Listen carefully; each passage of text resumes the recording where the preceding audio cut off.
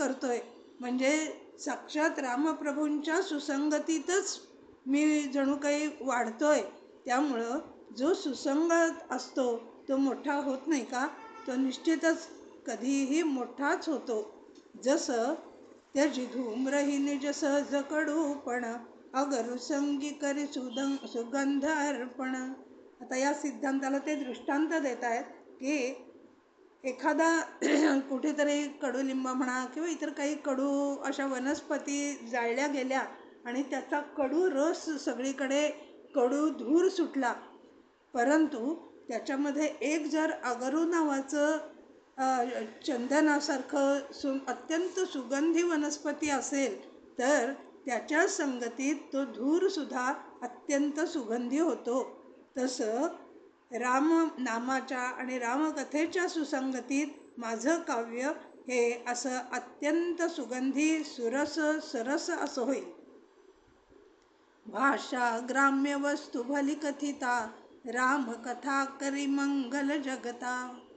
भाषा जरी माझी ग्राम्य असली, ग्रामीण असली, बोलीभाषा असली, अवधी बोली हिंदी असली, तरी सुद्धा याच्यामध्ये मी काय वर्णन करतोय तर रामकथा, रामांचं चरित्र. त्यामुळं हे रामचरित्र असल्यामुळं ती संपूर्ण विश्वाचं, संपूर्ण सृष्टीचं किंवा संपूर्ण जगाचं मंगल, कल्याण किंवा भलं करणारी आहे.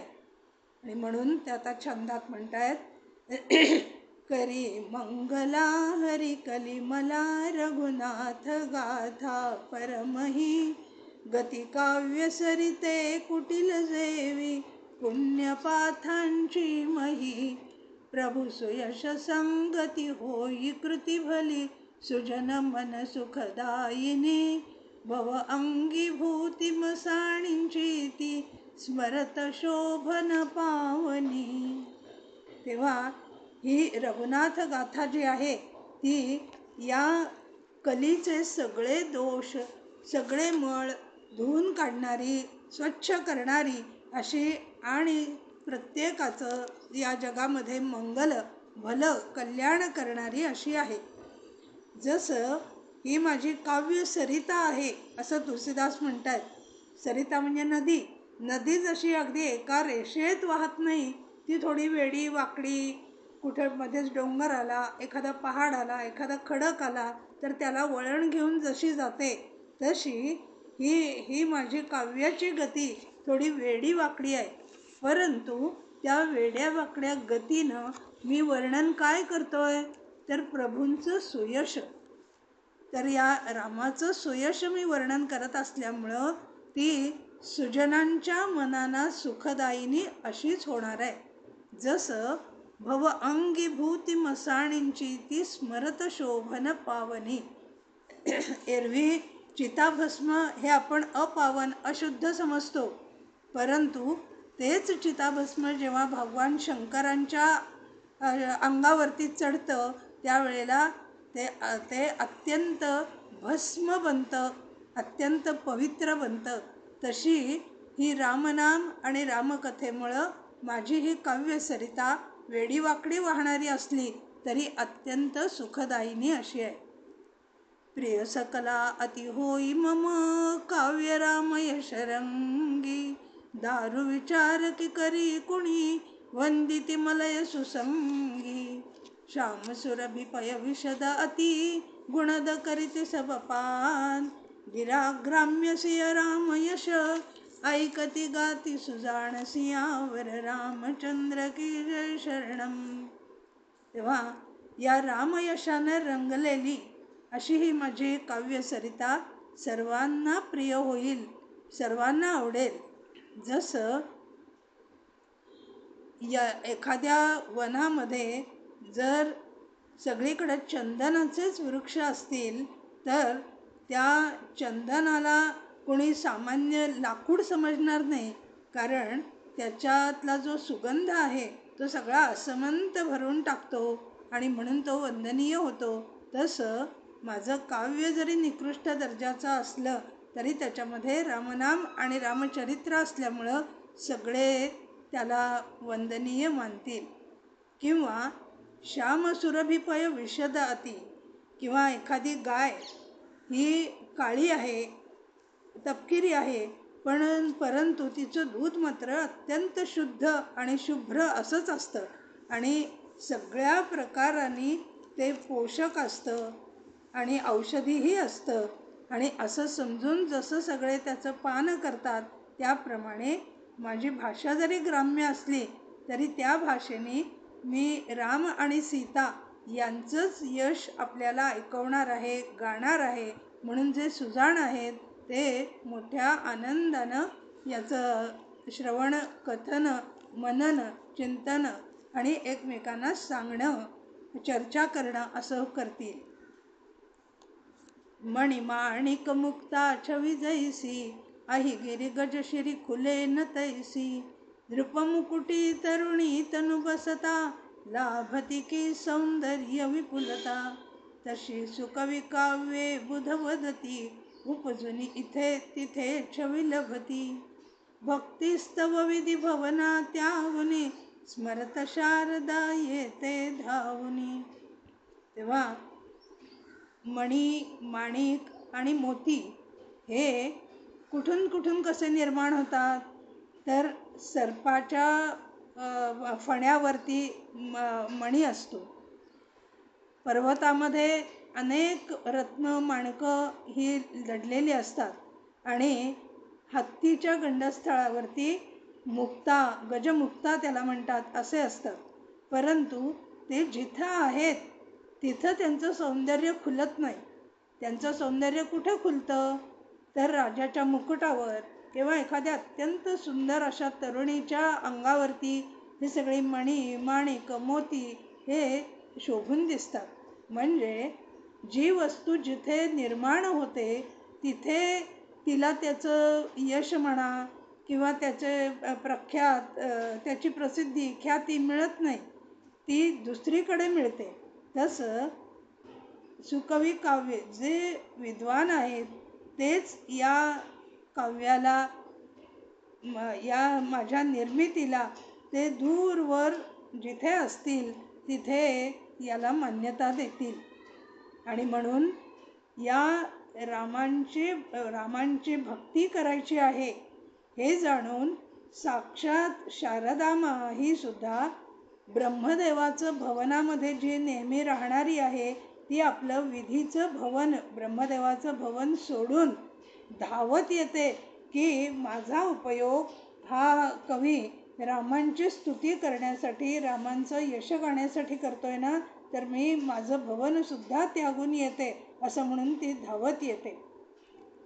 रामचरित सरी घडे स्नानना, ते श्रम जातीन कोटी साधना. कारण शारदेला सुद्धा असं वाटतं की रामचरित्र रूपी मानस सरोवरात जर मला स्नान घडलं नाही तर माझे श्रम हे इतर कोट्यवधी साधनं जरी केली तरी ते वाया जातील. ज्या वेळेला मी रामचरित रूपी मानस सरोवरात स्नान करेन त्याच वेळेला माझी सगळी जी मी काव्य प्रगट करण्याची किंवा लेखन प्रगट करण्याची जी शक्ती माझ्याकडे आहे ती खऱ्या अर्थानं शोभून दिसेल कुठे, तर रामचरितरूपी मानस सरोवरात. कवी कोविद मनी अशा विचारी, गाती हरी यश कली मलहारी. तेव्हा कवी कोविद म्हणजे जे विद्वान आहेत ते मनामध्ये असा विचार करून या कलीचे सगळे दोष हरण करणारं हे हरीचं यश आहे असं समजून याचं गान करतील. करता प्राकृत जन गुण गाणे, गिरा शिरा पिटी अनुतापाने. आणि तेच जर या शारदेला बोलावलं आणि रामांचे गुणवर्णन करण्यापेक्षा एखाद्या कोणीतरी प्राकृत राजा आहे किंवा मोठा नेता आहे आणि त्याचे गुणवर्णन करण्यासाठी जर तिची शक्ती वापरली तर ती म्हणते, हाय रे दुर्दैवा, ती आपलं डोकं पिटून घेते, आपलं शिर बडवून घेते आणि तिला अत्यंत दुःख होतं की माझी ही जी शक्ती आहे ती अत्यंत विशुद्ध, ही परब्रह्माचं, रामाचं, शिवाचं किंवा या अनेक देवदेवतांचं स्तुती करण्यासाठी माझी शक्ती आहे.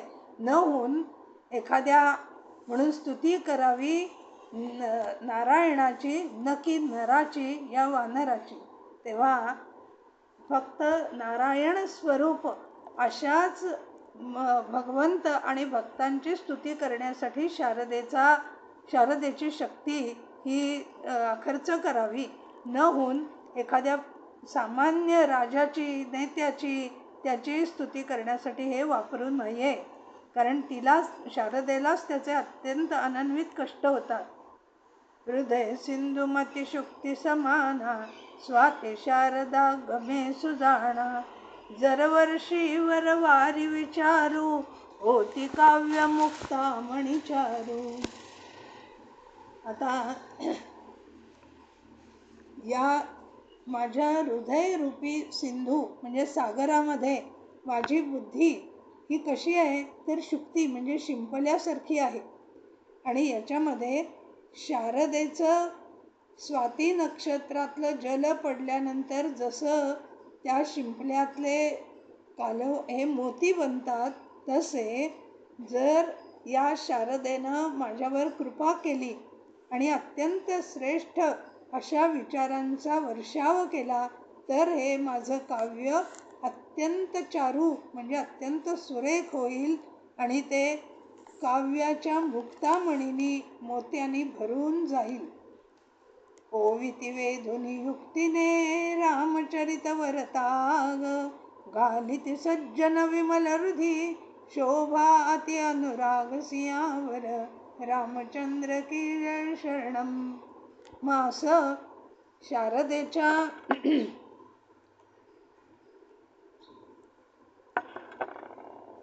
शारदेच्या वेगवेगळ्या प्रकारच्या युक्ती प्रयुक्तीने आणि मोत्यांनी भरलेलं हे जे रामचरित्र आहे, ते मी जणू काही एखादं तरट आहे, बारदान पोतं आपण म्हणतो ना, तसं ते स्वतःला तुलसीदास म्हणून घेत आहेत की मी म्हणजे एक तरट आहे, एक बारदान आहे, एक पोत्याचं तागाचं वस्त्र आहे. परंतु या शारदेनी रामचरित्र रूपी मोती अत्यंत युक्तीने त्यांची माळ करून, ते वेधून त्याची सुंदर हार करून तो या रामचरित्राला घातलेला आहे. आणि म्हणून तो अशा तरटावर सुद्धा तो हार शोभून दिसतोय.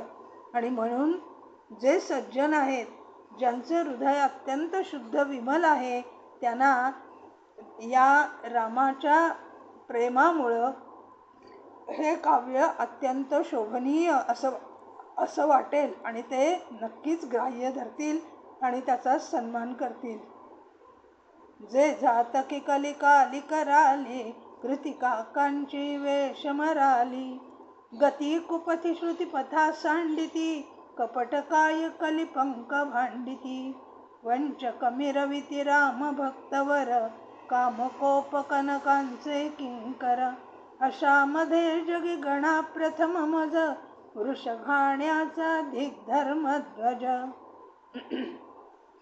तेव्हा जे वंचक आहेत, जे या अत्यंत कलीच्या कराल भयंकर काळामध्ये यांच्या कावळ्यांच्या सारखी ज्यांची कृती आहे, ज्यांचा वेश आहे, म्हणजे जे फक्त आजकाल आपल्याला सगळीकडं अगदी हरिद्वारपासून संबंध भारतात भगवी वस्त्र घालून भीक मागणारे जसे दिसतात, म्हणजे ते जसे दंभ करतात आणि भगव्या म्हणजे संन्याशाच्या वस्त्रांचा जणू काही अवमान करतात, म्हणजे हंस असलेल्या अत्यंत विवेकी अशा या संन्यासाच्या वस्त्रांचं कावळ्यासारखा किंवा बगळ्यांसारखा दंभ करून जे त्याचा अवमान करतात, जे वेदांनी सांगितलेल्या पथावरून मार्गावरून जात नाहीत आणि आपणच जो काही निर्माण केलेला वेडा वाकडा आहे तोच माझा मार्ग योग्य आहे असं म्हणणारे जे अत्यंत पाखंडी आहेत, जे कपटानं आपलं सगळं जीवनयापन करतात, असे जे वंचक आहेत, ते स्वतःला मिरवतात रामभक्त म्हणून, परंतु ते कोणाचे दास असतात तर काम कोप कनकांचे किंकर. ते इच्छा, क्रोध आणि धन यांचे दास असतात. जिथे आपल्याला काही लभ्यांश मिळतोय तिथेच फक्त रामकथा करणारे किंवा आपण फार मोठे कथाकार आहोत असं मिरवून फक्त सांगणारे आणि आत मात्र सगळं हृदय कोरडं, आत किंचितही रामांच्याबद्दल प्रेम नाही, आस्था नाही, त्यांच्याबद्दल वंदनीय भाव नाही, पूज्यता नाही, काही नाही. आणि तुलसीदास म्हणतात की आशांच्या मध्ये माझी गणना अगदी अग्रभागी मी आहे असं तुम्ही समजा. कारण वृष घाण्याचा धिक धर्मध्वज, जणू काही धर्माचा ध्वज असणारा जो काही धर्माचा ध्वज आहे तो जणू माझ्यासारख्या एखाद्या वृषभ म्हणजे बैल जसा घाण्याला जुंपलेला असतो तसं जणू काही मी हा काम, कोप आणि कनकांचा किंकर आहे.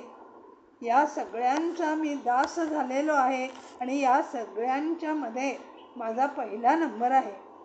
आणि म्हणून ते म्हणतात, निज अवगुण वर्णिन जर सांगे, वाढे कथा पार ना लागे. तेव्हा माझेच जर अवगुण मी वर्णन करायला लागलो तर कथा फार वाढेल आणि मूळ मुख्य जी रामकथा आहे ती बाजूलाच राहील. म्हणून मी आता पुरे करतो.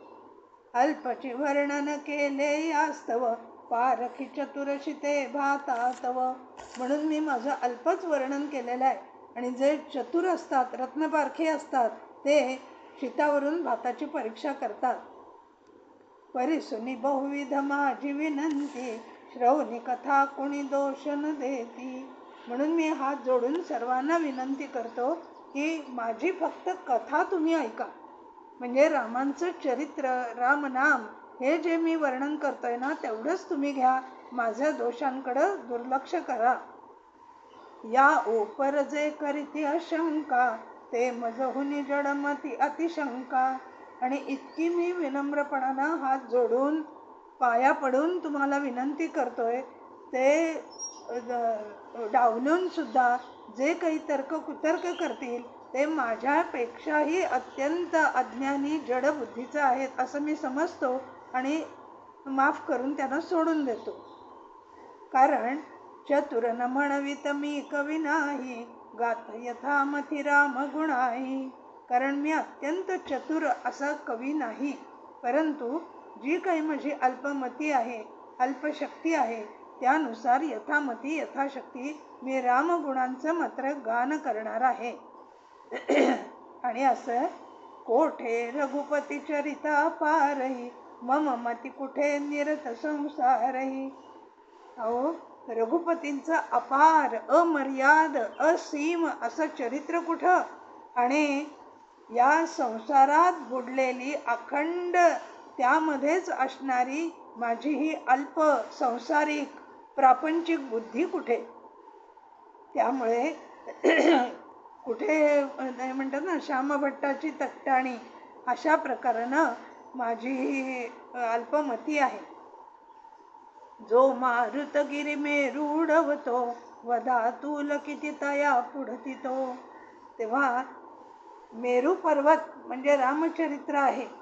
त्यामुळं या रामचरित्राला उडवण्याची, या मेरू पर्वताला उडवण्याची ताकद या कोणत्याही प्रकारच्या वायूमध्ये नाही, परंतु एक कसपट गवताची काडी असल्याप्रमाणे माझी जी अल्पमती आहे त्याला कुठल्याही प्रकारचा अगदी साधा वारा सुद्धा सहज उडवू शकेल. परंतु राम प्रभुता अमित समजता, कथा गाणी मनी अतिका तरता. आणि असं हे सगळं जाणून रामांची प्रभुता, त्यांचं महत्त्व हे अमित आहे, त्याला मित म्हणजे प्रमाणच नाही, अवर्णनीय आहे, अलौकिक आहे, हे जाणून मला ते गाण्यासाठी किंवा लिखाणासाठी मनामध्ये अत्यंत धास्ती वाटते की हे माझ्या हातून कसं होईल. आणि अशा प्रकारानं शेष शारदा शिव विधी आगम निगम पुराण नेती नेती वदुनी करती संतत यद्गुणगान सियावर रामचंद्र की जय शरणम. जिथे रामांचं चरित्र गायला साक्षात सहस्रमुखांचा शेष, साक्षात शारदा, भगवान शंकर, विधी म्हणजे ब्रह्मदेव, आगम म्हणजे सगळे वेद, निगम म्हणजे शास्त्र पुराण, हे सुद्धा आपली स्पष्ट साष्टांग शरणागती व्यक्त करतात. तिथे माझ्यासारखा एक यक कश्चित मानव काय गुणवर्णन प्रभूंचं करणार. परंतु ती प्रभूची प्रभुता सब जाणती परिवदल्या विण कोणी न राहती.